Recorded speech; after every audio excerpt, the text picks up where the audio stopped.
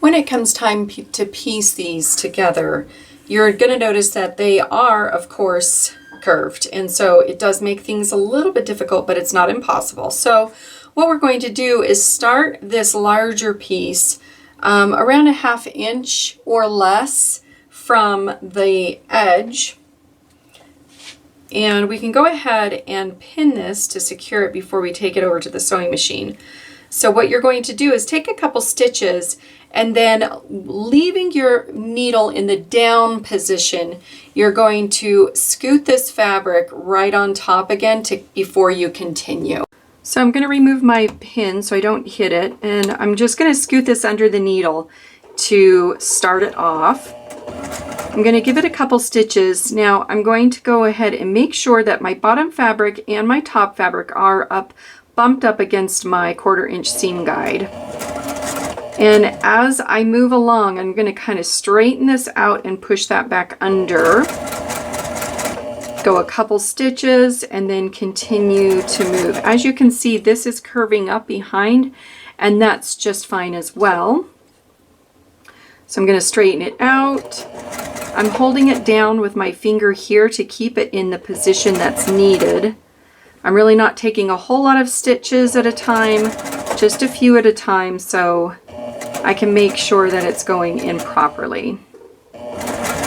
It is a little bit tedious, but it works out really well, and you won't have to unpick if you take your time with this step.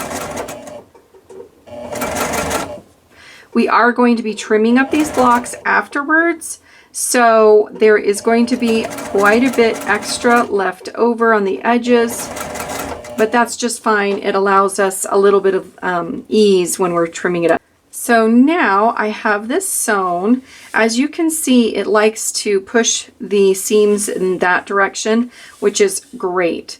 And then we're going to go ahead and take it over to the cutting mat and trim that up. Now that we have our piece sewn, what we're going to do is just give it a good press before we square it up to anything. If you need to use starch, that's fine as well. So now we can take our ruler again. We're going to use this as our guide for squaring this up. We're going to lay it so the curve is facing to the right. And as you can see on this ruler, we've got some extra additional registration lines. And so what you're going to do is find the dark line, and then there's a dash line. You're going to find the dark line and line it up right on the seam of the background with your curved piece. We're going to repeat that process for the other side. We're going to line that solid line right up against that seam edge of the background with the curved. So once we have this lined up, we're going to give it a trim.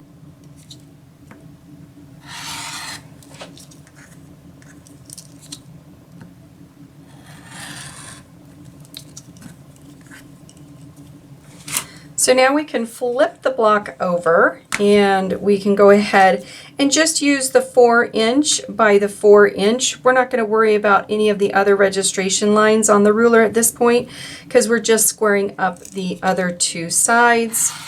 So I'm just going to hold it in place and give it a cut.